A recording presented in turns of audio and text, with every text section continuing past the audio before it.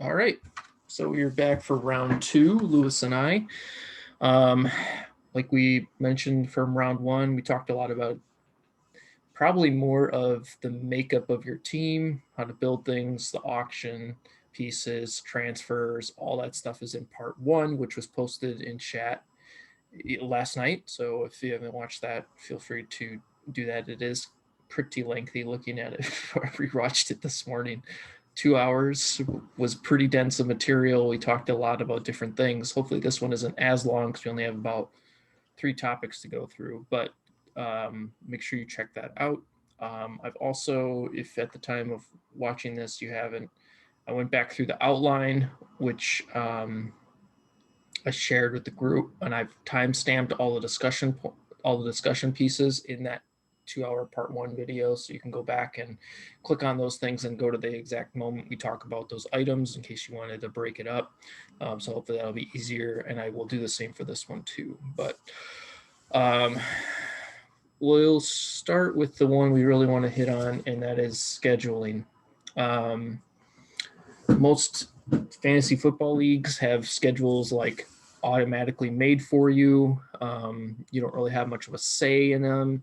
They also don't necessarily mean a whole lot in a lot of other leagues in terms of who you play and when you play them. It's a matter of just winning or scoring the most points. And this league's just a bit different. So, um, first and foremost, I think, is that it's a very underrated element of what we offer in this league. People who do NCFF, this is where that idea comes from. Ross over there came up with a novel idea of letting you kind of schedule your own games, and we kind of carried that same type of idea forward. There's just maybe a bit more same strategic elements to it, where you want to consider who your opponents are. And we want to kind of lay out why that is. Talk about kind of how the rankings, national ranking formula works. So you know when you're scheduling opponents and when you schedule and who you're playing, and as the weeks progress, why things are happening the way they are on the rankings. And we don't have a lot of questions from uneducated people. So we'll start with, at least for me, I always operate with, when it comes to scheduling or looking at the schedule for the year, is my main goal for any of my teams in this format is I want to win the division. I think the division is ultimately what kind of unlocks a lot of opportunities for success in the postseason. It usually is the easiest avenue to get to the national 18 playoff. It usually unlocks you getting a higher ranking in the polls, and it usually leads to a higher payout. So I usually try to just make sure I can be in a position to win the division ultimately, and where everything else falls, it falls. But kind of winning the division is the first step, and then I try to line up other things as well. Lou, do you do anything? You focus on anything when you are looking at the schedule, looking at your team at the start of the season Yeah. when you're doing this So stuff? yeah, I mean, and again, it'll be different here as opposed to NCFF. I try to get a certain amount of wins, so that's probably my first step is not to look at the division, but I take it back. I like to win a bowl game. And in NCFF, I think it's like you know win 6 games or 7 games or something like that. I don't know Yep. what it is, and so that's my first target. Is if there's any kind of hey, if you get this many wins, you get this, you get that. Like that's my first target. Beyond that, I take a realistic look and try to figure out how many games I'm actually going to win, or at least have an opportunity to win. And from there, that affects what I'm doing, scheduling my 4 other games. So I try to take an honest assessment of where my team is going to fall, because yeah, obviously the goal is to win the division, but you're not going to have a team that's going to win the division every year. And so I probably take it a step back and kind of do a realistic approach of where my team is, and then try to do my other scheduling from there. Like if I don't have a shot at the division, maybe I just want to go and collect, go for that total number of wins, and schedule some easier targets. If I have a division winning potential team, maybe I want to go and schedule some top tier teams that'll help my all play and help kind of boost me in the national rankings. So there's some things there that I take into consideration. But yeah, I would say looking to win your division is probably the easiest bet. But again, only one person is going to do that. So I try to take a step, maybe then step down from that with division in mind. But probably just trying to go right underneath that and put myself in the hunt, essentially, is what I try to do. I think that's a good way. I'm going to take a step back in terms of explaining this and just kind of lay the importance out. So there's 100 teams. Not everyone, there's only going to be one national champion out of 100 teams. So the idea that you're going to compete for a national championship seems a bit severe. There's only 8 teams in the national playoff. Those 8 teams are selected by 5 of the Power 5 conference champions get auto bids, and then the rest of the 3 go to the 3 highest ranked teams after conference championships that aren't an auto bid. So those 3 get them. We've talked about this in length in chat before, but the minor conference is at a slight disadvantage when it comes to this, and that's kind of to offset their buy-in being half of what the rest of the teams are, and their buy-in is less, where they don't get an auto bid for the conference champion, and their rankings might take a hit just because of the dilution of their all play from the strength of their team. It doesn't mean it's going to be necessarily diluted. It's just most likely a slight dilution. So that's those things. 6 wins do get you a bowl game. Any team above that 6-win mark that isn't in a playoff will get a bowl game. Those bowl games, who your opponents are, is who you're ranked next to in the polls at the time of playoff seeding.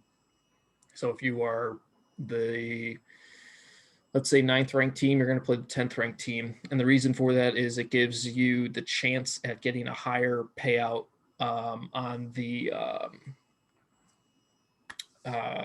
top 25 payout ranking system that's on the bylaws, where teams ranked 1 through 25 get a payout. You get a payout also with being a division champ and a conference champion. So if you win the division, you get $50. If you win the conference, you get $50. And then you get a payout on top of that for if you land in the top 25. The only team that's set in stone to get a set national ranking as the national champion, they will always end as number 1. So they will always get a payout of $600, regardless if they were ranked the 17th team or the 18th team at the time of conference championships. That's just how that will work. So a lot of it comes with opportunity. The better you are in the national rankings, the more opportunity you have to play for a better payout or secure better payouts. Winning divisions secure you payouts. Winning conference championships secure you payouts and a chance to play for more in the playoffs. So all of those things are something to consider when you're doing this stuff.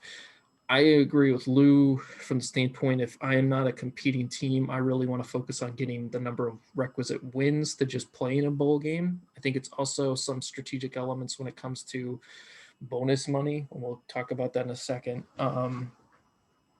Just how bonus money works for wins in this league.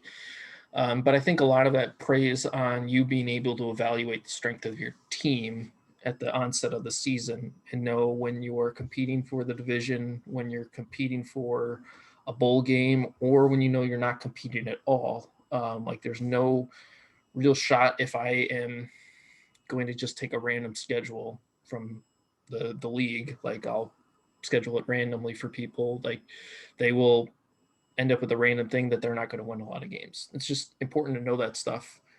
Because I think then you can utilize this feature that we have where you can schedule up to, I think now it might, pending on this vote that we'll have after auctions or after everyone pays, have 5 or 6 games that you get to schedule yourself. So that's almost half of your schedule. You get to dictate who you play and what week you play them.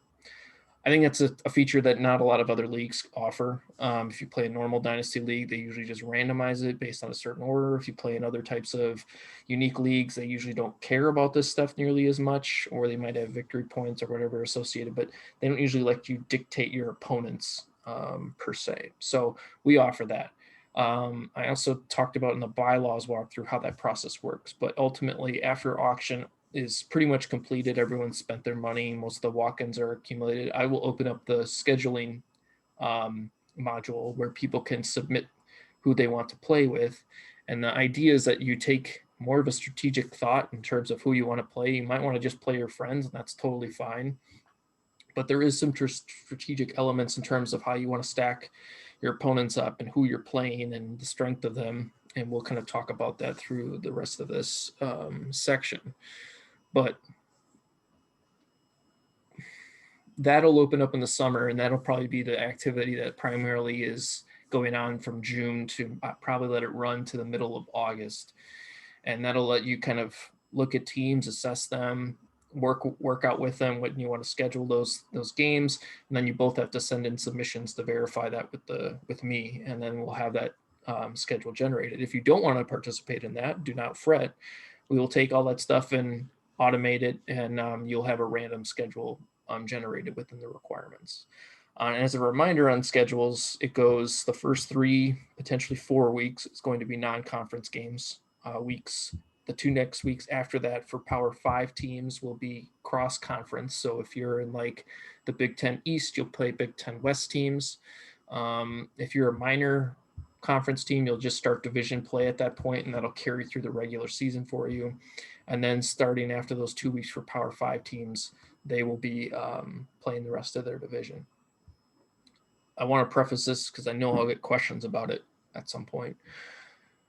Minor does not get the opportunity to schedule cross-conference games, so their schedule, the games they'll be able to schedule will only be non-conference, and that's just making sure we don't hem ourselves into the point where everyone gets to play each other. That's the most important piece, and giving everyone access to the division. I have not found a way to really utilize that option where you can schedule division games and have all those requirements satisfied yet. I'd love to be able to do that, but right now it's just too tough. I'm keep running into dead ends. So Power 5 can schedule up to week 5, potentially week 6. Minor conference will have their non-conference schedule that they will be able to schedule with other opponents. I don't think I'm missing anything when it comes to those. No, and again, it's not. I mean, it's not the end of the world either. All that means is for those in the minor conference, you scheduling your 4 games that you get to schedule is that much more important than what it would be otherwise. Sure. So just know that going in and take advantage of that and make the most. Brian said a lot of really good stuff there. Way nicer than I would have put it. I think 100%. Like everybody should be taking the steps to put together their own schedule. Not everybody will. It never works that way, but it's 100% something that you should be taking advantage of. And if you don't, it's just missing out on opportunities to set yourself up to win more money. And again, if you want to leave that at chance, go ahead. But I mean, if you sit down and really think about it, how you want to plan things out, it can really pay dividends. I mean, how you schedule your first 4 for the minor and your first 5 or whatever it's going to be for the major is pivotal in setting your team up. Because you'll know, beyond those few weeks, you'll know where your team sits. And there are so many strategies to that. I mean, we've seen people that set up almost like a hell week or a hell month, whatever you want to call it, where they go out and identify, the top teams in the league. They schedule them all out. And then they run through the gauntlet. And if you come out of that, you're in a really good spot for a national championship picture. Or you get teams that, aren't very good that try to find other teams that aren't very good. And if you come out of that with 4 wins, you only got to get 2 the rest of the year. So, I mean, there's a ton of strategy put into this. And again, like Brian said, there aren't many people, like I don't offer it. And I've done over the years a lot of crazy off the wall type of league structures and all that other stuff. And it's definitely not something that I'd want to do just for the amount of work that goes into it and time to deal with this. But like figure it out. Like, and there are so many different ways. Like we've seen so many people like Brian and I most likely will schedule. I'll sit here and say that now, and he's like, "No, dude, I don't want to play you." But we'll most likely Brian and I most likely schedule just because Brian and I like we schedule each other every year, and in almost every league that we have this capability of doing that. But then we've seen people that like. I'm trying to think of who's a good rivalry that's not within the same conference. But we see like actual rivalry games, get scheduled. If like Ohio State and Youngstown State is some kind of game or a rival, like it's not a rivalry, but I don't know what you call it. But you get those kind of matchups. Guys will do that. Guys will play their buddies. Guys will do just different things. I mean, there's so many different things, and you can schedule, and that's the great thing. Like this first time around might take a little bit longer because everybody's trying to feel each other out. But like next off season, you almost have it like down pat. Like, hey, I want to play Brian again. Hey, I really enjoyed playing Ricky. I'm going to play him. Hey, I like playing Derek and so and so. Whoever it is that you kind of played with, and again, and I don't think you have to feel like you have to play the same four guys every single year. But at the same time, because you lose the strategy, but at the same time, there are people that are going to do that absolutely, like, I will play Brian every single year, whether Brian's team's good or sucks for the most part. I mean, that's just kind of how it works, at least how it has worked in the leagues that we've done this for before. But yeah, it's 100% something you need to take advantage of. I'm trying to think. There's something else you said, and I forgot what I wanted to say about that. But yeah, I mean, it's a blast. I love doing the scheduling, just seeing who wants to get smacked, toss around a little bit, and come at me or come at certain people. I think it's a underrated element, and I really do wish that more people took advantage of it. Yeah, I agree. I think the camaraderie that it can evoke for the league is underrated. Like I'll use this because I think it's just one of the most interesting pieces of what NCFF does with theirs is that like Joey and Frank have this. This is LSU and in that league and Vanderbilt.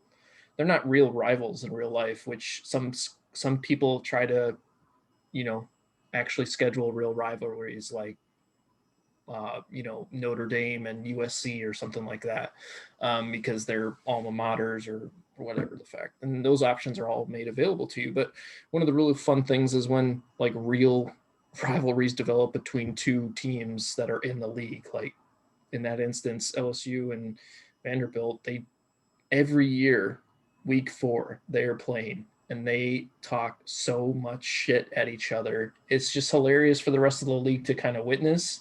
And they talk shit about who won and if they've never won and all that stuff. And it's a lot of fun to have those discussions, because then it kind of really feels like college football in some aspects. Like you talk about these rivalries and those things, and those kind of develop naturally through some of these processes. And I think that offering is really cool.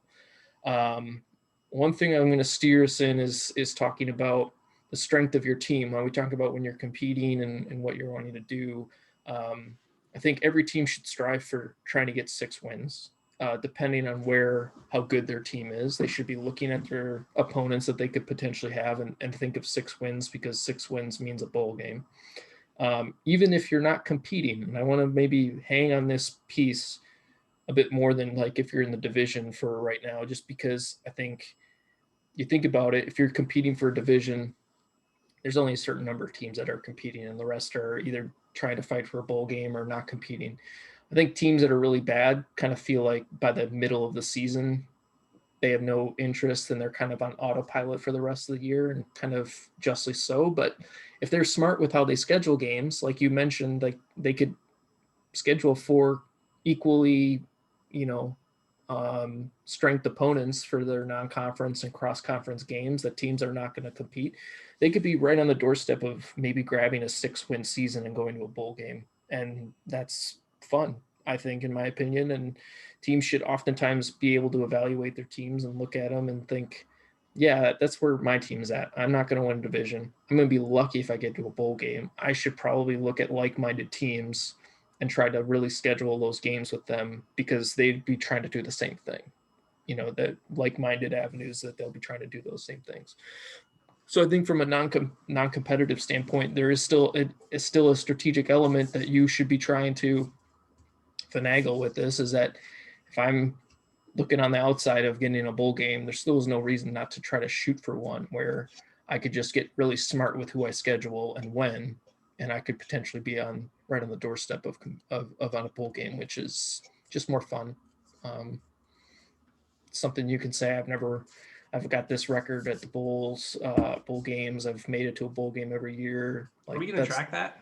yeah, we'll have it in an Yeah, almanac. yeah, because and it's something that they originally did in CFF. I think they got away from it for a little bit and are now back to it. But tracking your your bowl game records and your bowl game accolades and player awards and coaching awards and all that stuff is really cool at the end of the day to kind of look, because it might not be really matter this year or next year, but like when a league like the NCFF is in 5 or 6, I think there are. 2014 started, so it'll be, this is going to be year 7. And so look back over 7 years worth of accolades is really something to be proud of. It's something to just be like, it's really astonishing because it doesn't, I mean, it happens, but it doesn't really happen with this type of format where you have the ability to kind of be like, because I would say that this format is probably tougher than just doing a straight up dynasty. Like to be able to go, hey, you know what, I've been really successful over this 7-year period, or I haven't, or here, all that stuff is just really kind of cool to check out, and I'm glad that we're going to track it because again, aiming for that bowl game it's 6 wins isn't hard. I mean, for some people it will be, but for the most part, it's not impossible. It's a realistic goal. Um, but then at the same time, like we hit on this yesterday, there is no reason to tank here. There is no reason to not try to get 6 wins. There's no reason to not try to get that bowl game. Because I mean that puts you, even though you're not competing for national championship, you still have something on the line. You're still competing for something, and that aspect of it is really cool. Yeah.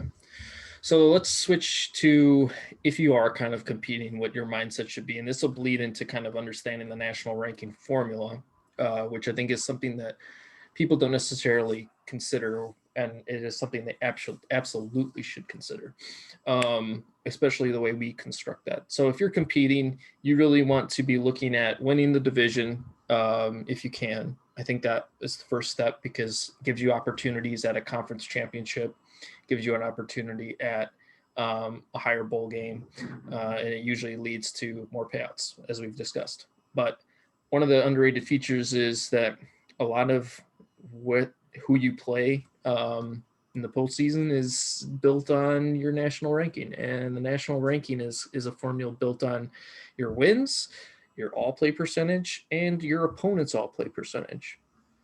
And so that who you schedule will ultimately affect your opponent all-play percentage and your wins. So and all of that kind of blends into this formula that's down here in the bottom right. And I use this example of a team that is looking and comparing their week. The way you want to think about all play, if they're not familiar, is all play is looking at your score for the week, stacking your score up against the field of all 99 other teams in the league, and kind of sussing out how many wins and losses you would have if you played everyone, or ties if you had played everyone, and it'll kind of break it out. So if you look at week 1, 52% all play percentage, that means you would have won 52% of the games if you had played everyone that week. And then if you look at your opponents would have been 88% for that week. And the important thing to note when I say opponent all play and all play is that they are averages of everything. So while your average for your own team ends up calculating for what shows on MFL, your opponent all play only takes into account when you played them for that week. And that is important to note because if they have a really good week, let's say you played them and they got their lineup to be the most efficient and you weren't expecting it and they blow you out of the water. Like, let's look at week 3 here. Houston puts up a pretty above average score of 62%. That means they scored pretty well for the week, but their opponent would have been almost undefeated if you compared them to the rest of the field. His opponent might not have actually looked that way across the entire season, but the all play would starkly show that Houston kind of got, blitzed by this team and kind of played a much tougher opponent for that week than what was there. And so this all kind of factors into these formulas. And when you look at it, this average of these scores and the average of these scores get blended together to calculate into this aggregate number.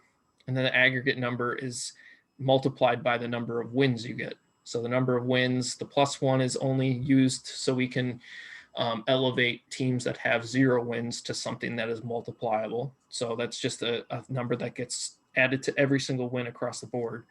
So when you look at this 1.4 means Houston is an above average scoring team because they score almost 70% is their all play, and they've just played a really brutal set of opponents for the season. They're at 74%.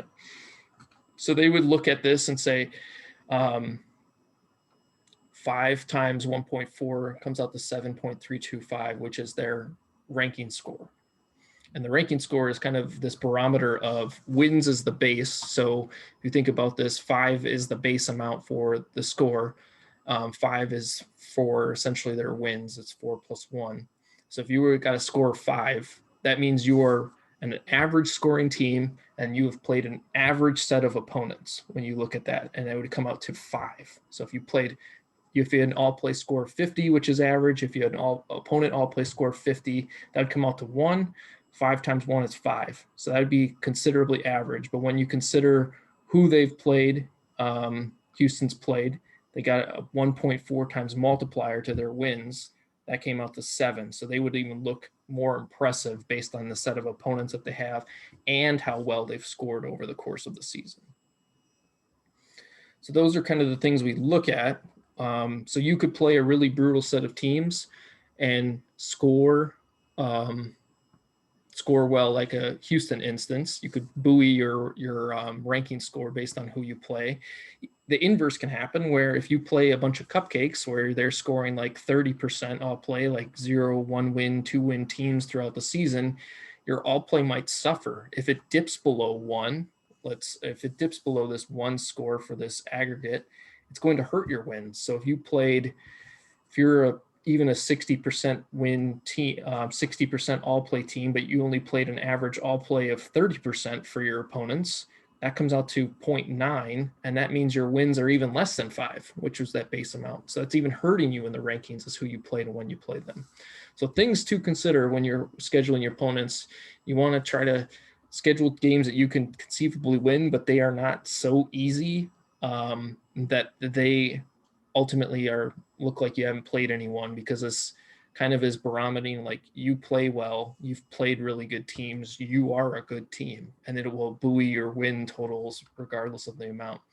And the really reason is to stratify the field enough that the good teams show up at the top of the rankings by the end of the season, and the so-so teams and the middling teams and the really bad teams are stratified through the rest of the field. So that's the goal of this. The goal is not to have rankings correct by week 1 or 2, because you'll find there's a lot of validity. Validity, is that the word? Whatever. No, volatile. Yeah, validity, whatever. In the rankings from weeks 1 to 4, there'll be a lot of turnover in terms of where you rank. But once that field starts stratifying and the opponents that you have and how well you're scoring, you'll see the field kind of stratify over the course of the season. So that's very important. And that kind of begs to the question of who you're playing and when you're playing them for opponent all play. Like if you're scheduling people that have bye weeks for high players, their opponent all play will probably be lower than what they would be for the rest of the season. So if I'm scheduling Lou week 5, but his top quarterback is out, let's say he's got Justin Herbert on his team, and Justin Herbert's on a bye week 5, his opponent all play is probably going to be lower because he's missing a huge piece of his team, and that's going to reflect in the rankings probably to some degree as well when you play people. If you play people in a bye week, you're not playing them at full strength. You shouldn't get the benefit of having their all play buoyed or whatever you want to consider, because of you getting lucky that those players are on a bye or a player is injured or something like that and they miss the week. So those are factors that this kind of metric will hopefully help suss out when we're looking at these rankings and show who's the real contenders and who are the pretenders. So anything to say or any questions on that, Lou, from your No, standpoint of being this outside is of it? this is different formula than what's used in NCFF. So for those that are coming from there, it's not the same. Whereas, if you beat somebody and they've got 10 wins, you're gonna we're not doing any of that. So it's kind of what Brian's alluded to here is we're trying to take your matchup from each week, measure how you performed, measure how your opponent performed, mesh the two together, and essentially come up with, hey, was this a really good win for this team, or was it a lucky, or is it a bad loss, or even a good loss? Good loss, yeah. Right? Yeah. So we're trying to weigh that out, which is something that I've asked for in NCFF for I don't know how long, to be like, hey, I want that. I think it wasn't this year, it was last year. I think I lost to Brian's team that Brian ended up winning the national championship. And I lost to him week 1. And it was one of those, this is crap. I don't get any points for this. I should 100% get some sort of, because I think it was a close game. I think it came down to that's what it was. I listened to the freaking ESPN Matthew Berry, for whatever reason, told me to start some bum at running back instead of Derrick Henry. And I benched Henry and put somebody else in, and then Henry had 2 touchdowns and some others, and it was just terrible. I think it was Philip Lindsay I played over Derrick Henry, but this was not last year. That never would have happened last year, but it was 2 years ago. That matchup cost me. I only lost by a few points, but I didn't get anything out of it. So what we're trying to do here is make it where, kind of like how they measure it in the real college. If Alabama and LSU square off, and Alabama wins, LSU loses, LSU's not going to get catapulted out of the ranking. They're not going to drop 25, 30 spots because they lost. So what we're trying to do here is make some ground up with that. I think it's a better system. I think it's much more flexible in terms of, I think one of the issues ahead with NFLU, and they're changing their formula this upcoming season, I believe, but they put a lot of onus on potential points. They had potential points meaning something, and total points, and they already had considered even metrics like all play in their rankings. And I think this is why simplicity is key. That's why this formula, when you look at it, break it down, there's not a lot of numbers that go into it. It's essentially 3 numbers, and it comes to an aggregate or a calculated score. I think that makes it easier for it to be understood. But I think also a lot of other metrics in fantasy football overlap or correlate pretty closely. So if you think about all play, this correlates pretty closely to the total number of points you score over the season. And average opponent all play kind of correlates to points allowed. So if you ever see the PF or PA on MFL, those essentially will correlate pretty closely to what these numbers are. I'm getting scored a lot and it's unlucky. Well, I'm playing a lot of tougher opponents than someone else is. It'll help factor in that to my national ranking, which will help. So those things are all done differently in different leagues, and that's kind of why some of these different leagues provide different flavors. But this is what we're landing on. The other thing I want to make note of is this bonus recruiting dollar amount. So we talked about if you're not competing, you should be trying for 6 wins for a bowl game. You should be doing that anyway, because you want to also try to accrue bonus recruiting dollars, which you get $1 for every win that you get. So there is some incentive for trying to win more games. And this also tends to yield more money for the teams that are good because they win more games. They also play more in the postseason if they make the playoffs, and the national champion also has 4 wins from the playoff. All those things benefit them, and they kind of stack up some extra dollars to carry into the next recruiting cycle. So that's a big advantage too, that you can stack up some of these wins and get some extra dollars. It's not a lot, it's just $1, but when you consider like a 10-win team, they're going to walk in with 5% more money than a 0-win team next season. So, and when you consider all the other stuff, those that factor into bonus money, this is just a small thing, but it can add up over time. So if you're not taking it seriously, you could be missing out on just some easy dollars. Even just winning a game or two could mean you're not giving your opponents another dollar, because that ultimately. Oh yeah, I mean, even if you get an extra, I mean, even if you only get 1 win, you're talking about the difference of potentially having a walk on where somebody might bid, where you can throw $1, like, because it happens. Like, there will be times where you get, like, I've had this discussion with Brian almost every single walk on draft where I go, is this dude worth $1? Is this dude worth $1? Because it's somebody you identify, and you think that you might be able to get them as a walk on for $0, but all it takes is one other person to like that one, and then they're no longer that walk on. They go into where someone's big on. So it's like, can I wait on this player? And having that extra dollar or $2 or whatever it is, gives you now the luxury to be like, okay, hey, guess what? I can throw $2 on a Darius Slayton instead of having to risk getting him for $0 or not being able to get him for $0. So anything that kind of helps get you, every little dollar here is going to matter. So I would greatly, again, and it goes back to, there is 0 incentive for you to lose, or for you to try to lose or tank.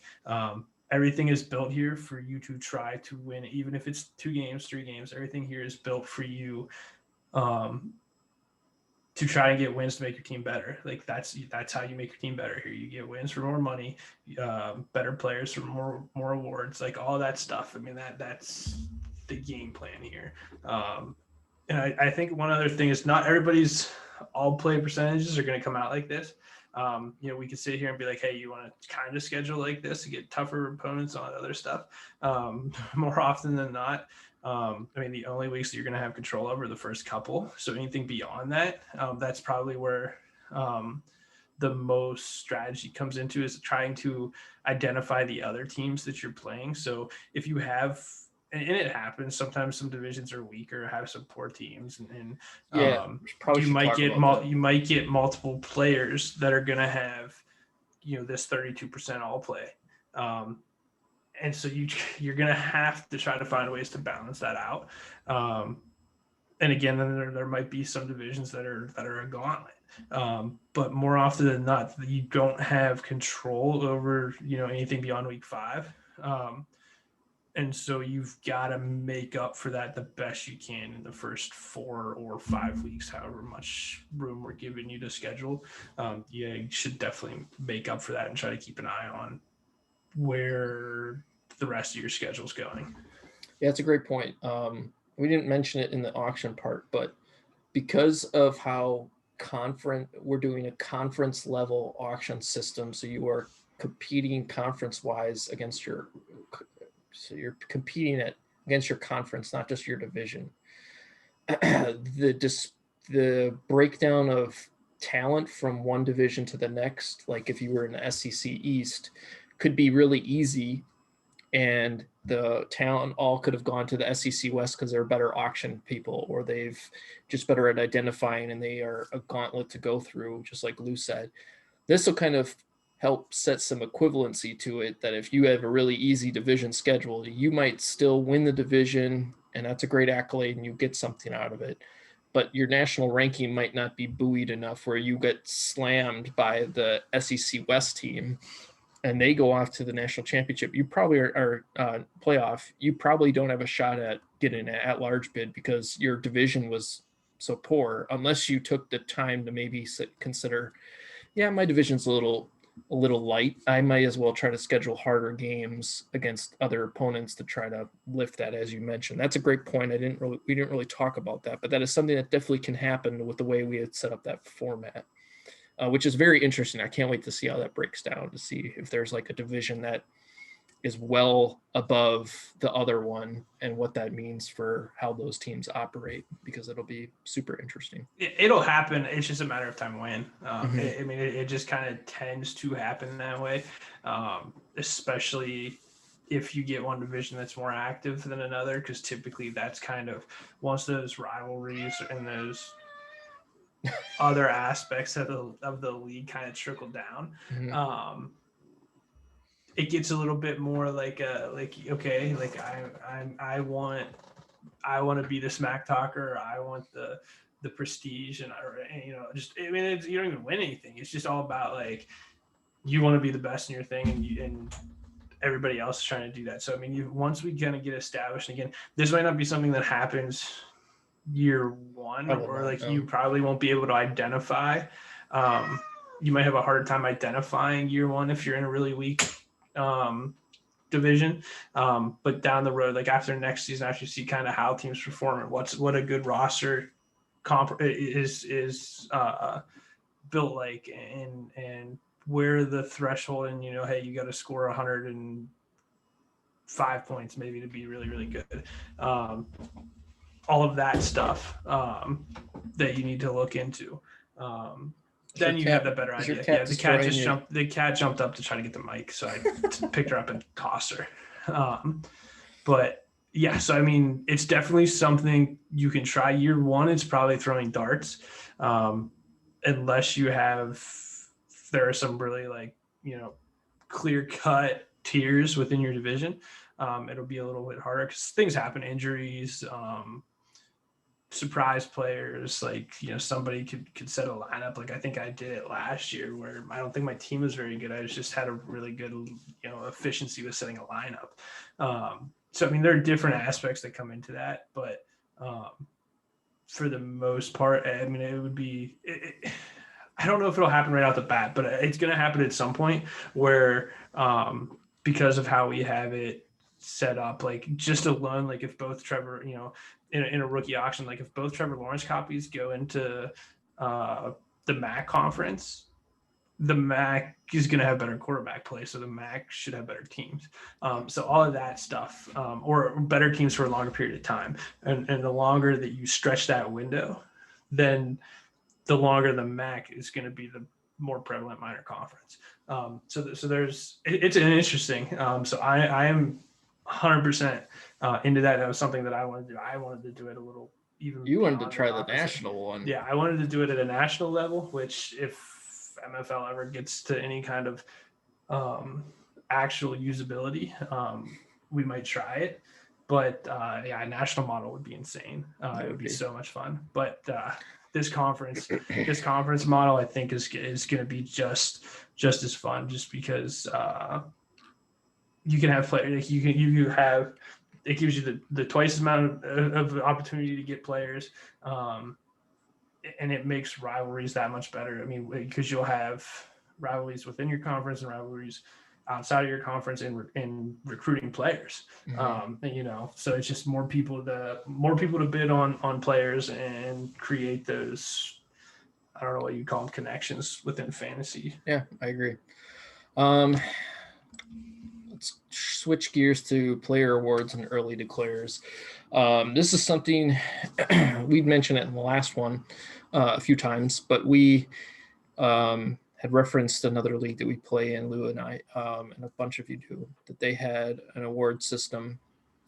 We do things a bit differently compared to this. We really put a value on these awards being for a individual copy. And what I kind of mean by that is that there's 2 copies per conference. There's 12 copies per the entire league. I put value on how I think it's more interesting. I think it's a lot more fun to root for when you look at the actual copy of the player instead of just the player and all the copies associated with it when you give them a player award. So when we set up these awards, we are looking at metrics that are more pertaining to the actual copy and how they're utilized. I think it makes it way more personal in how you use them. So we talked about last time, like player instigated transfers, where if you don't use a player efficiently or correctly and they're really productive, they're going to look to leave. This is kind of the opposite, where if you use them really well and they carry your team, they could end up winning an accolade that will benefit you for recruiting dollars the next season. And I think those things are interesting. I think they provide a lot of value, and the way we broke it down is that there's a national award level, and then there is a conference, all conference set of accolades. So the national award is four awards. There's the Heisman, there is the Davey O'Brien Award for best quarterback, the Doak Walker for running back, and then the Blitnikoff for the best wide receiver tight end. And the reason why we group wide receiver tight ends is because we set them as the same positional limit, so they get to operate in the same fashion for the awards. And then the conference gets 3 tiers of all conference sets. So there's a first team all conference, second team, and third team. And those are kind of set roughly on the positional requirements. So there's a 1 quarterback, 3 running backs, 3 wide receivers, and tight ends for each tier. So there's about a set of 21 copies that can get a conference award for each conference. So there's quite a bit that goes into these awards.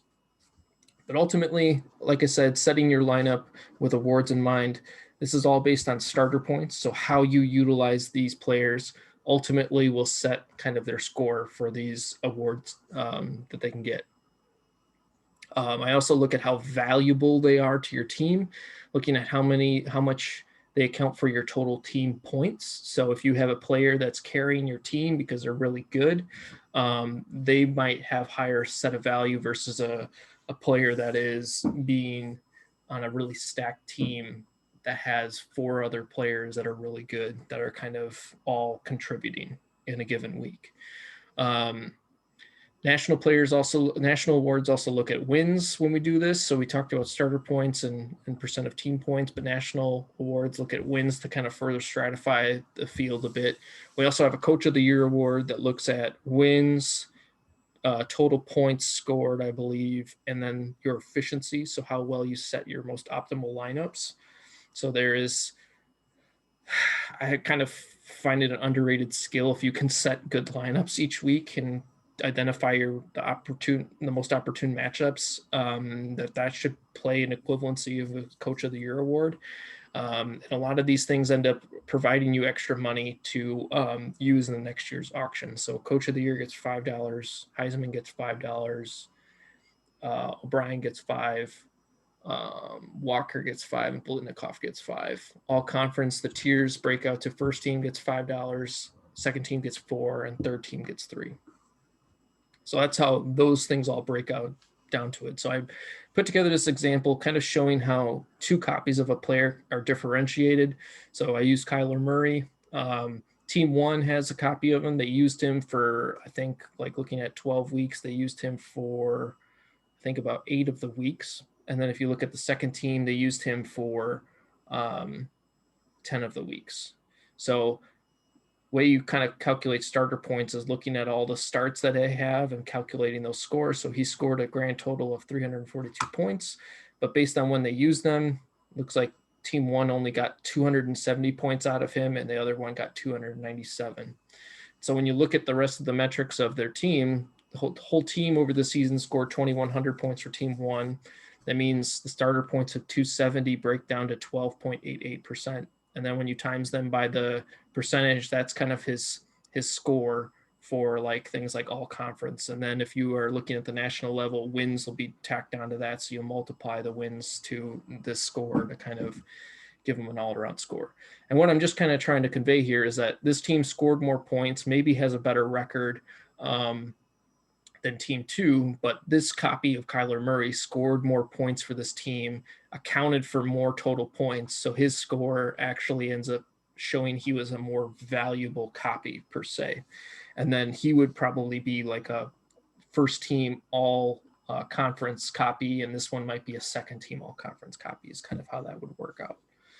So that's kind of where the differentiation, I really wanted to highlight that even though one copy might score less and the team scored more, that could break out where one is deemed more valuable than the other. And that could mean more dollars for it as well. Now let's talk about, let's just leave a pause here for Lou. Did you want to say anything about that before I move on to early declares? Just again, I mean, just like with anything in this league, the more strategy, the better. So there are different ways you can approach this. Um, Again, if you started like you could just as easily, you can play Kyler Murray 12 games, play him 12 games, and have that number go higher. You run the risk of him winning an award and declaring early.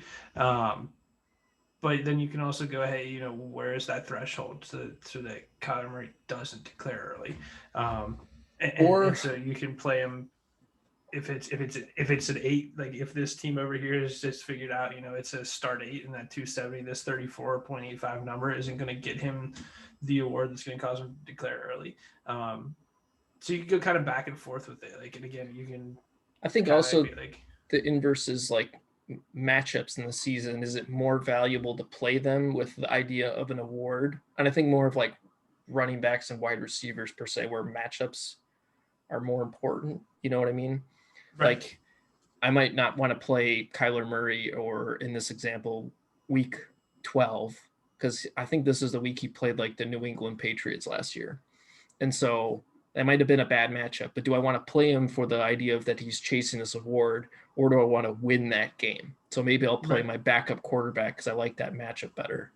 And those kind of things, I think, add a little bit of flair to setting a lineup each and every week. It's not just so much about matchups. You're considering rotating your players in, and you're considering the potential awards that they're vying for, which we have a module that will be on the page that you can see week over week, the short lists of who's in the running for these awards, what their scores are.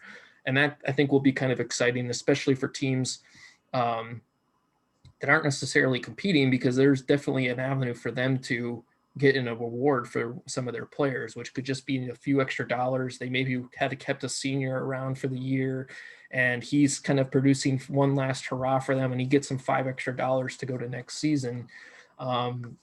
Those things could be advantageous and something to potentially root for, and kind of keep some interest in the in-season part of the league for sure. Yeah, I mean, it goes both ways. I mean, you can use it. Again, there are so many ways that you can use this or set, and just in setting your lineup in a strategy, whether you're doing something like chasing awards or avoiding early declares, or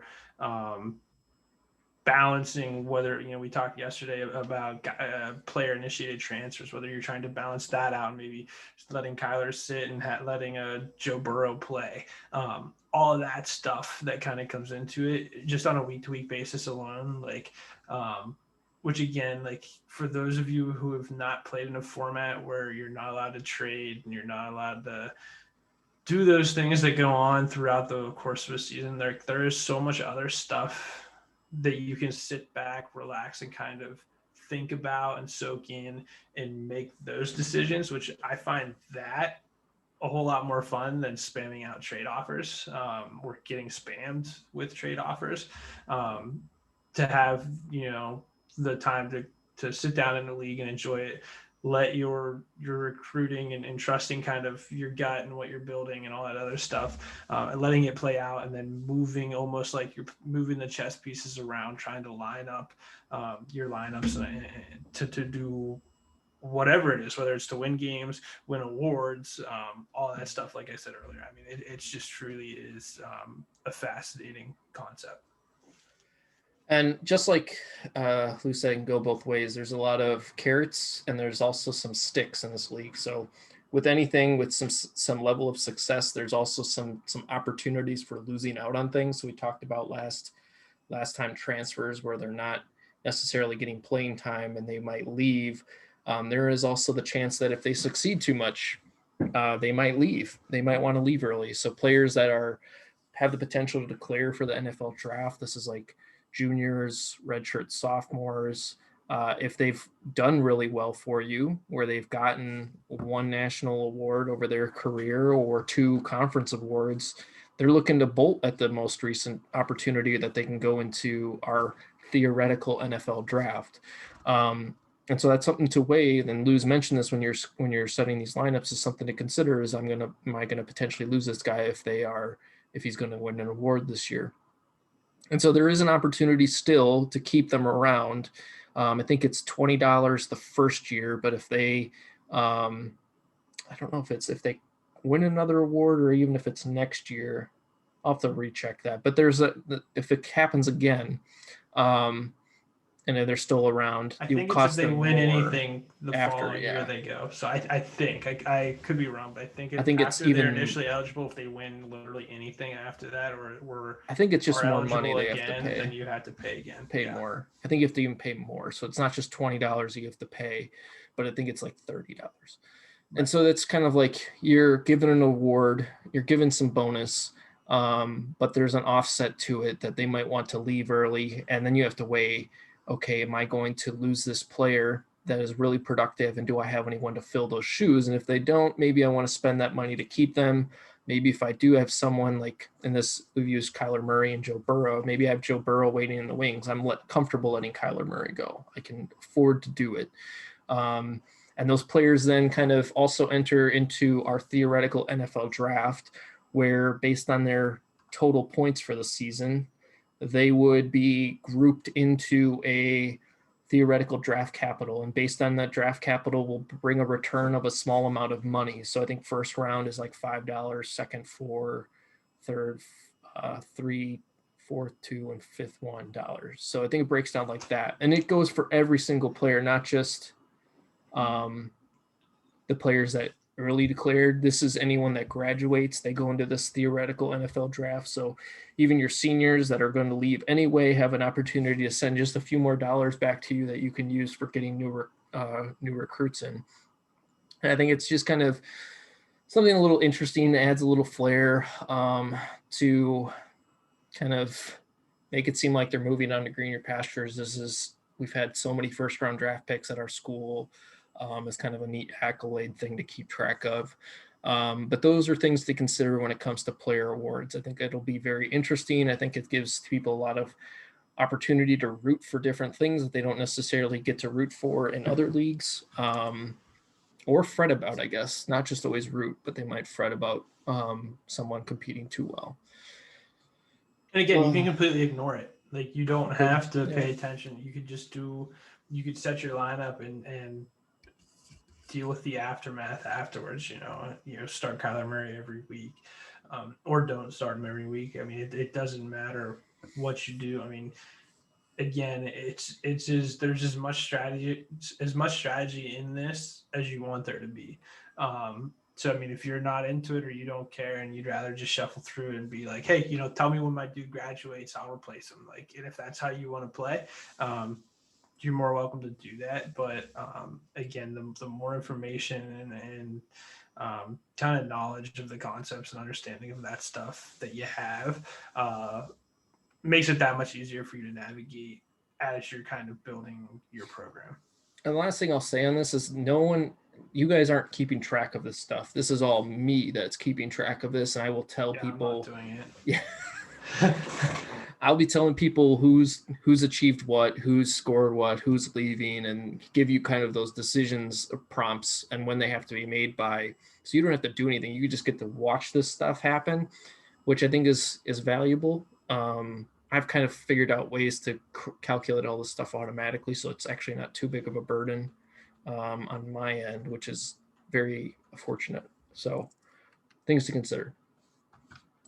Lastly, is switching teams. I know that people have certain college football teams that they want to play as. They want to play as Michigan, they want to play as Ohio State, and they want to be their alma mater, or they've loved this team for their entire childhood and they would just be fun to play as them. So we leave an option open that you can switch schools. We did want to highlight what happens when when you switch schools. So what happens is you're stuck at that school for 2 years, and the reason for it is we don't want people coming in either reaping all the awards, reaping all the benefits from a team and then leaving. We want them to kind of stick with that school for a while. You usually don't see coaches hopping from one school to the next. They're usually there to build a program. We kind of wanted to exhibit the same thing. Rosters do not carry over. We just left this black and white. Even if you're in the same division, same conference, the roster that you are leaving stays with that school. So it is a decision that if I'm going to leave, do I want to leave this really good program I've built? They got all the great players. They have a few all conference players on it. Do I want to leave them and go to this other school that maybe doesn't have that? So rosters will stay with the school that they're associated to. No bonus recruiting dollars will carry over either. So the wins that you rack up, the player awards, the NFL draft that happens, all of those things will stay with the school that they were earned with. So you could go to a new school, you do not carry that stuff over. It's just easier from an accounting budgeting standpoint for me, primarily than anything. Plus, again, it's something to consider when I'm leaving the school. Make sure you really want that opportunity. Devy rights don't carry over either. And that's primarily another black and white thing, kind of like the rosters. If they were to go to another division or conference, it's incredibly difficult to suss out who earns the right to that Devy. So we just leave it black and white. It's going to stay with the school it's associated with. Red shirts will Right. be Well, honored. and at the same time, though, if the program you're moving to has the Debbie rights Yeah. for, Trevor Lawrence, um, you're still going to get that. Mm-hmm. This is just, again, just easier to track, but then also just like in real life, Trevor Lawrence, is going to commit to Clemson. When the coach from Clemson goes and takes the job at Alabama, Trevor Lawrence doesn't just magically show up on Alabama either. So, um, yeah, so I mean, you're going to give up some things, but you could also, again, potentially gain some things, but more often than not, I would think that the teams that are going to be vacant aren't going to be. Every once in a while, one comes up where there's like a really, really, amazingly built team there. But for the most part, you're just going to walk into whatever the current state of the team that you're taking on is how that's going to work. All red shirts will be honored as is. So if they got them on their taxi squad or IR from the previous season, those will be honored for the new team, as well as the team that you're leaving. The only real difference is, and this is kind of the burden for like orphans, new people that are coming into the league, they have a stay rate. So the ability to keep like early declares, player instigated transfers, those types of things come at a 50% stay rate instead of that $20. They'll have the opportunity to only pay $10 to keep those players, and that's just to ease the burden of the types of players that they would be potentially losing. And that's the idea. Like, you're coming to an orphan, they're probably not as good as like really good Right. teams that people don't leave from, and this just kind of eases any potential burden that they have, where they might be even worse if they had to spend more money to keep just some talent around. Right. More often than not, the teams that we will end up replacing here are going to be teams that went MIA, that aren't active, people that aren't very good and played it for a certain amount of, and just couldn't figure out how to do it. And are going to walk away from a team that's in dire straits. I mean, that's essentially because for the most part, I think everybody's going to really enjoy the format. Something that we've kind of found out is it won't be everybody's cup of tea, but 70 to 80, 85, maybe even more than that of the league is going to be in this for the long haul of it. Beyond 2, 3, 5 years, like down the road. I mean, it's going to be something that you really, really enjoy doing. And so you don't get that kind of turnover. The turnover that you get are the guys that come in and don't participate and don't take advantage of the strategy stuff, and then just in doing that dig themselves in a hole that when, hey, you have a bad recruiting class or bad this, you can't recover from it, and they're just going to walk away. I mean, that's the reason that stay rate is there. It's not like oh yeah, somebody's going to build I think it's happened once, like in NCFF, where I've looked at a roster that was available and gone, holy crap, like that's a really, like somebody needs to pounce on it, and maybe twice, but that's over the course of, again, 7 years, yeah. where there's two teams that were really, really good. But for the most part, every other team is trash. Trash. I mean, it's trash. You have to have a lot of things fall your way for you to take an orphan team, turn it around within 1 year, maybe even two. Well, sure, yeah, that's from a different standpoint of like just how hard it is to build something in the program. So usually, your ceiling might get capped at like a bowl game team, and then your top players are leaving, and you got to try to find a way to retool. So you're kind of in this like rebuilding, retool phase. So I think it's just hard in general. But I don't want to say like the teams that are usually vacated are just like complete dog No, I shit. mean they've They got, have yeah, no, they have yeah. pieces, but it's when you It's think not of a team that's going to 100, be yeah, competitive for a playoff spot or a probably not. conference title, No. or they're probably not in a division. Most likely, definitely not in a division title opportunity, which puts them out of the conference picture, which puts them out of a championship picture. So really, you're talking about, for the most part, these are teams that are on the borderline of having a bowl game or not having a bowl game. So you're talking about teams somewhere in the neighborhood of 3 to 6 wins. More often than not is probably what the Orphans are going to be. But again, every once in a while, you're going to get, there'll be some that are better, and then every blue moon, you'll get one that's a 10-win team that comes up, is going to be my guess. But again, like, these numbers could be off because we've not done it with 100 guys. We usually are doing this with, what's the number, 82, 86, something like that. Yep. So we could see, bigger numbers and different win totals, just because there's going to be more games played. But yeah, I probably misspoke when I said total trash, but for the most part, it's not going to be something that somebody's going to, like, there aren't going to be very many opportunities where somebody's like chomping at the bit, where 25 people realize that, hey, there's one really good team, let me try to transfer there. More often than not, the movement is going to be, hey, I went to the University of Pittsburgh personally. I would like to take the University of Pittsburgh when it's open. Did you really go to the University of Pittsburgh? Yeah. Okay. Or I'm an Ohio State Buckeyes fan for all eternity, and in NCFF, I've brought the Ohio State Buckeyes back to their former glory. Here we go. And if I want to do that jump, then maybe that's, like, I see it more as that's probably the motivating factor in people moving, more so than going, hey, I have an opportunity to win games if I go to Houston or Ole Miss or whatever the case may be. I think it's just kind of doing that. Or you could see the other thing that will happen is the jump between minor and major. I don't know how much. Let's just jump down to that list right here. That's where we talk about this stuff. All right, well then let's talk about it. I'm just on to point 2. I don't know how many times we've seen the major to minor, if at all. I don't even know if it's allowed in NCFF. I don't even know if they do it. Yes, I just did it this year.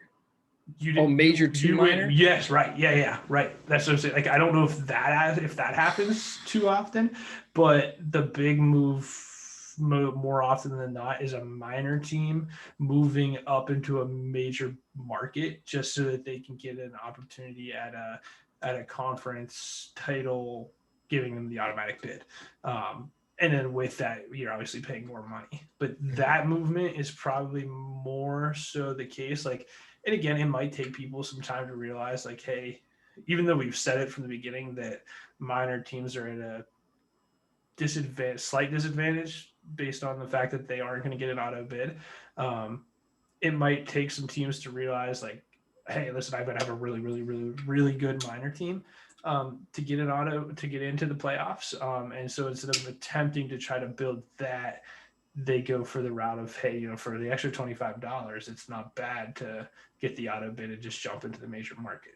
So we'll see a lot of that movement more so than anything else. But I don't think it's going to be anything about like how good or bad a team is that's available.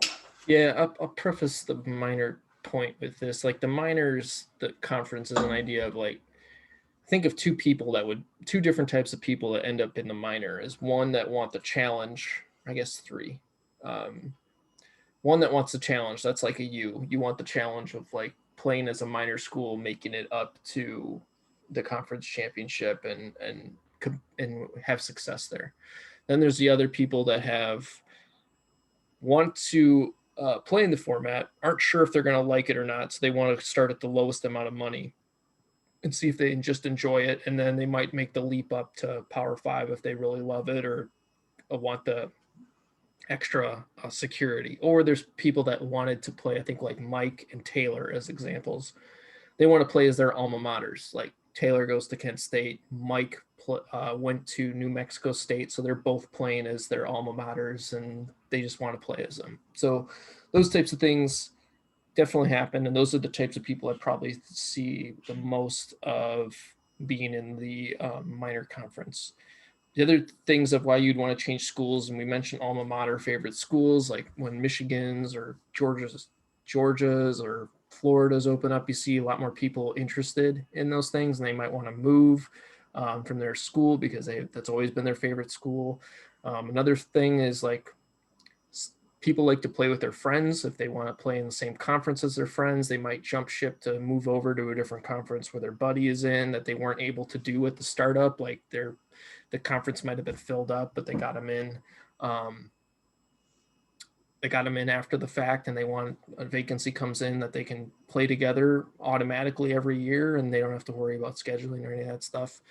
And then just sometimes a change of scenery. Like you might get tired of beating your head and fighting Luigi in an auction every year, and you say, screw the SEC, I want to go and maybe try my luck in ACC, and that option is available to you just for a change of scenery aspect. But all those same things all these same things apply when you change those schools. Yeah. So the only other thing I could think of too would be along with the, it doesn't necessarily have to be a friend.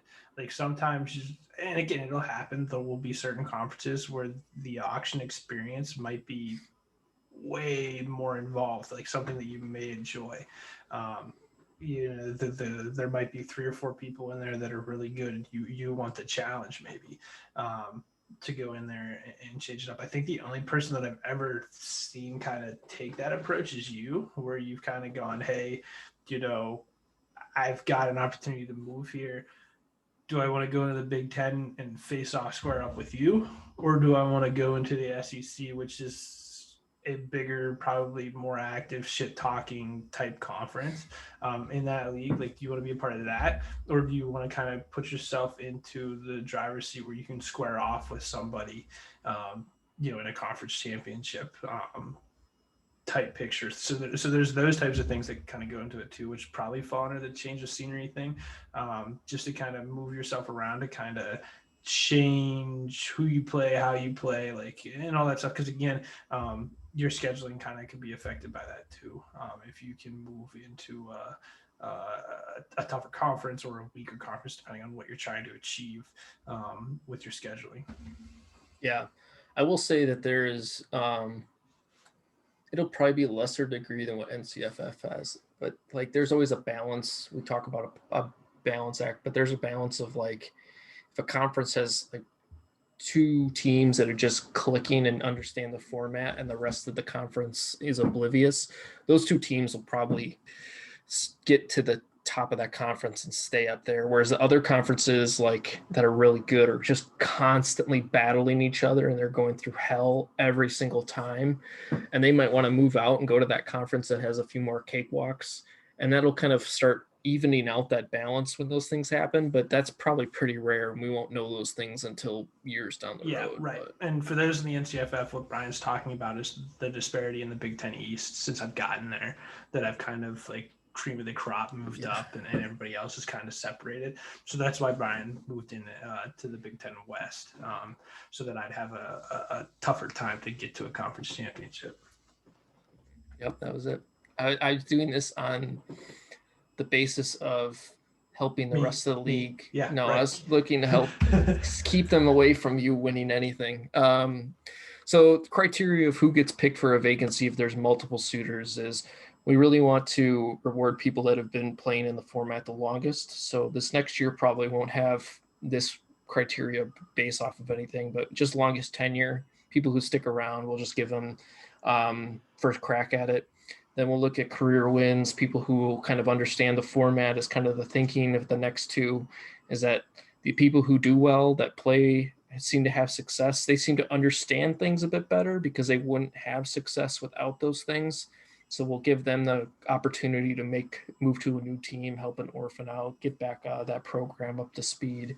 And then just because there's not many more hairs to split, we just do a coin flip after the fact if there's none of those things matter. So ideally, I don't want to see too many people trying to jump ship. That's why a lot of these other things carry over. I don't want people just willy nilly changing teams for the sake of changing teams. I want most of these first three to be the things instead of like change of scenery.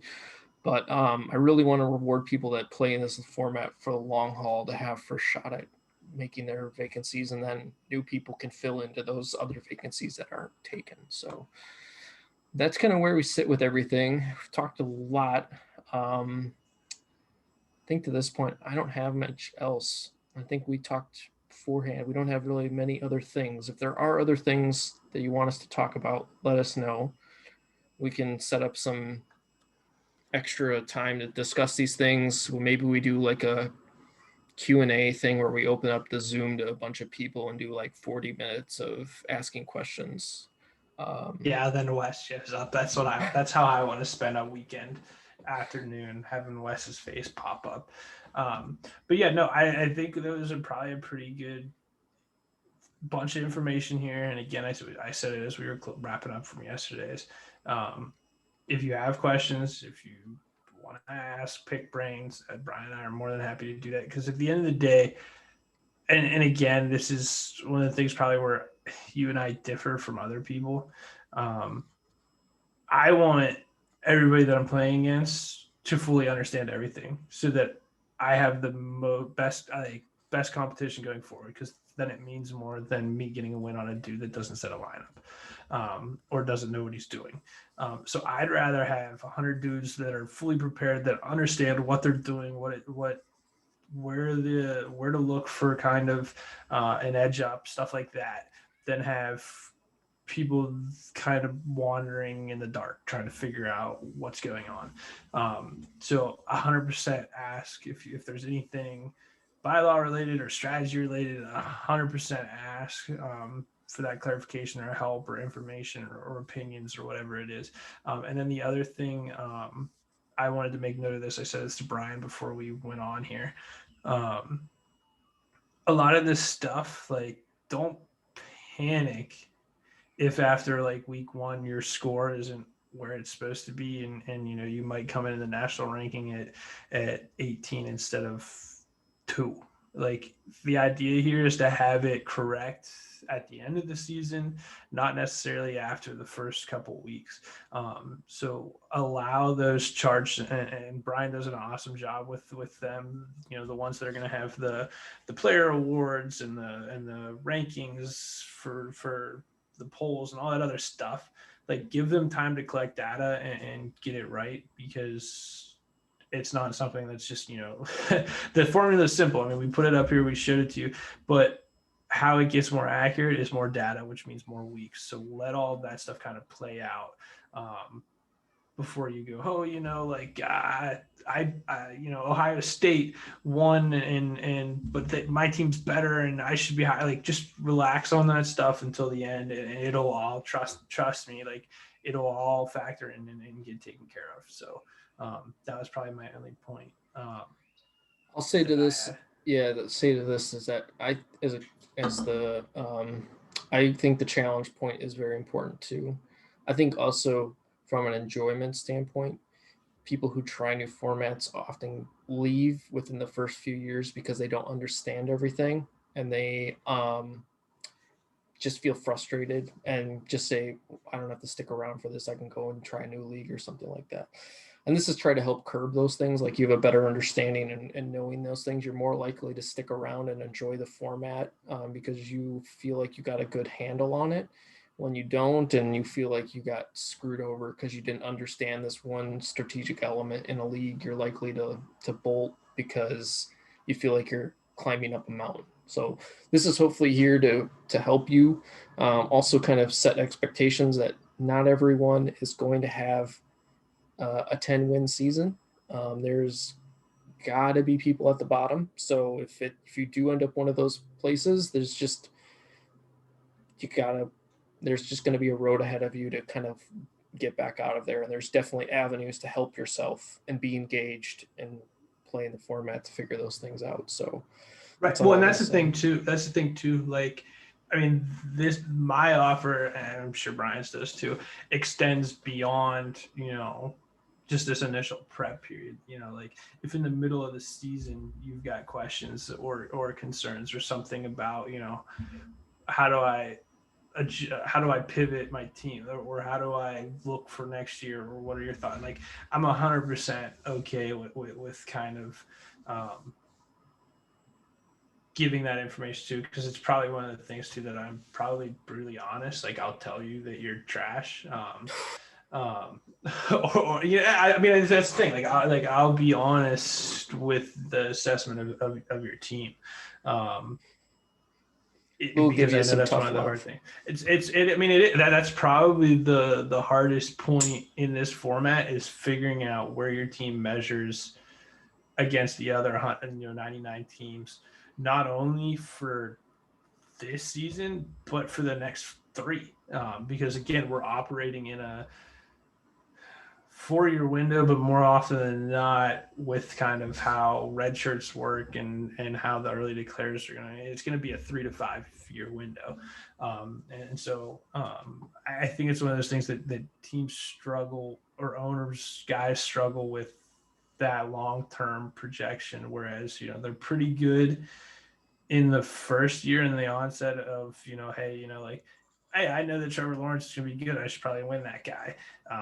Whereas building that team out beyond Trevor Lawrence for 4 years, because it doesn't do you any good if you keep winning the Trevor Lawrences, but by the time your team's ready to go, Trevor Lawrence is not on your team anymore.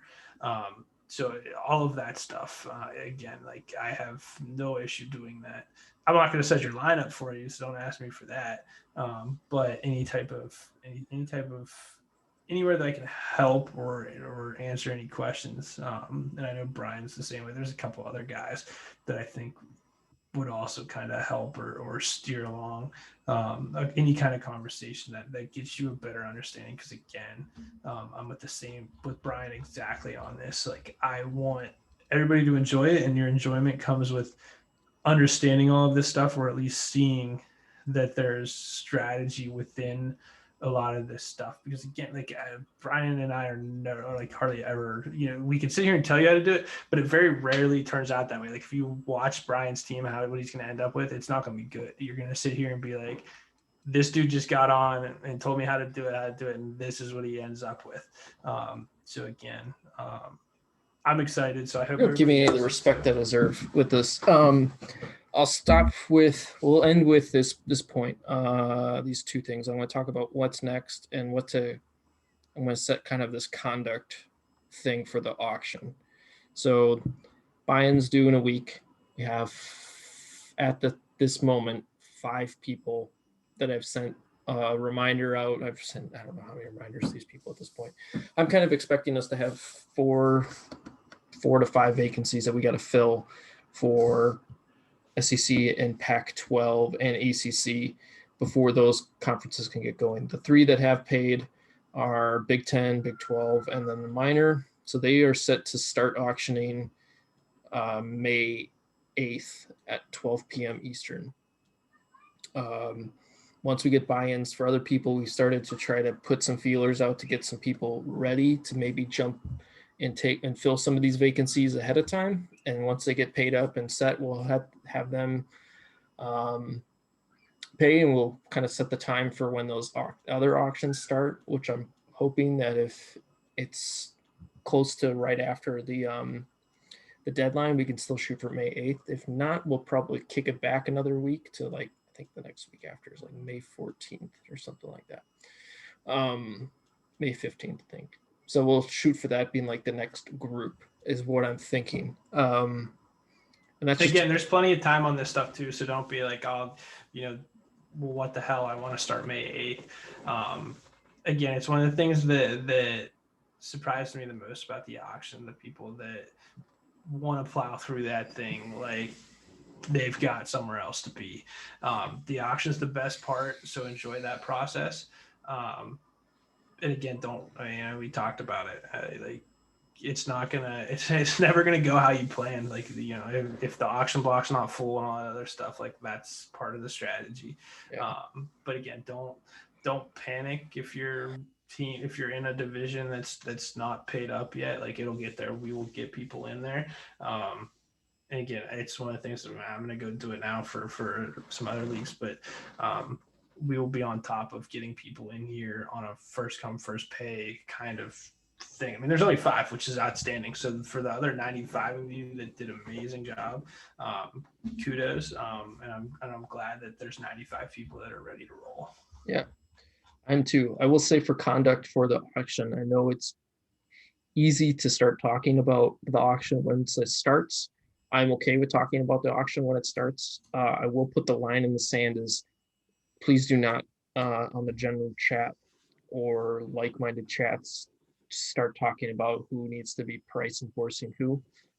Just to keep things a little above bar, I'm okay with talking about who's getting priced at what, but I don't want people directing other people to say you need to be pricing them at that price point or you need to push this team up or something along those lines. It's just a more of a respect value and understand that each auction is kind of operating in its own vein and that we should respect how they're working out. I don't doesn't mean we still can't talk about the auction and what prices players are going for because ultimately we can't really control what those things are. If it's said in general chat, it's probably said in a DM. I know Lou and I are constantly talking during these things in DMs about what price points are happening and all those conversations can go about it. But I imagine most of the chatting will probably be contained to the conference chats, but just know there is probably a gray area and an ill-advised Some people aren't going to like it, so just be. conversation. I mean, that's all it Yeah. is. It's not every the auction chat is not everybody's cup of tea. There are going to be some people that don't care. I don't care if you wanted to say that Corey Davis is underpriced in my conference and I'm winning Corey Davis. I don't care because more often than not, I'm well aware of that, and so are the people that are in my conference. But sometimes it's not. There's not a whole lot you can do about it. So that doesn't affect me. Whereas there are definitely some people that don't want that conversation to be had.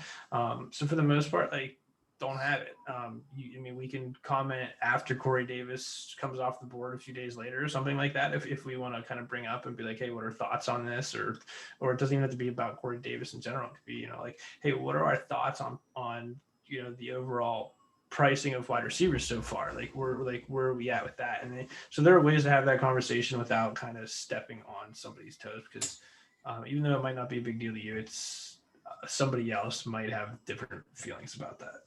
Yeah.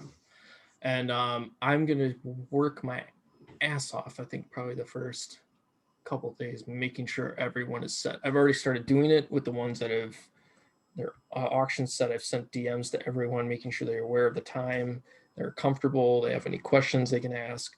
I will continue to do that. I will be also making sure the days right before, checking in with each channel, tagging everyone, making sure that they are aware, because it's a lot less imperative, or that it affects the actual outcome of the auction a lot less than a league like NCFF, where one missing team out of 8 means a portion of, an eighth of money missing from an auction pool means more than 1/16th or 1/20th. But I do not want people missing their opportunities. So I will be pestering people, making sure that they're aware those things happen. And it's not because I don't think you're inattentive. I just want to make sure you acknowledge those things, because this is how you set up your team to start to be like the best it can be. So I don't want people missing that opportunity out. So, and all it just takes is just say, yes, I'm aware, or cool, thanks, I'm all set, and then I'll leave you alone. That's all it Yeah, takes. You right. just have And to well, and say, again, too, like it's a 12-hour clock, I mm-hmm. think. So even if you work or even if you have some things, like as long as you're checking in with every toilet, then that's totally cool. Like you don't, again, you don't have to bid, you don't have to do really anything, but as long as you're around to check in, to keep an eye on things, that's all you really need to do. You don't need to be actively sitting there through the whole day. Some people will do it. Some people will be on there all day, every day until the thing's done, and there's nothing wrong with that either. Um, you know, price enforcing and bidding on everything, you don't have to do any of that. But just as long as you're aware of what's going on, and give that thumbs up, that's all, you know, he's really looking for. I mean, I do the same thing, because again, not only is it, you know, the money not being spent, but it affects everybody else's auction at that point. And again, it's not something we want everybody to be active. We want everybody to be educated and understand all that stuff, because again, I'm coming from, I want everybody to have the best opportunity they have to win and to understand and to enjoy. And starting out that way in a league like this is not the way to go. It's not like you can do a draft where if you don't show up, you get auto picks, and your team's going to be, if you don't show up, your team's going to be a whole lot of nothing. So You don't have assets to trade to get back right, all that value. right. So yeah, it's harder. So okay, cool. We'll end it there. Thanks again, Lou. We'll be sure to chat, and I'm sure we'll have something after the auction. We're recapping everything at Much some point. shorter though, much shorter. We're gonna do much shorter. We're gonna do much shorter series. All right. All right. Thanks, everyone.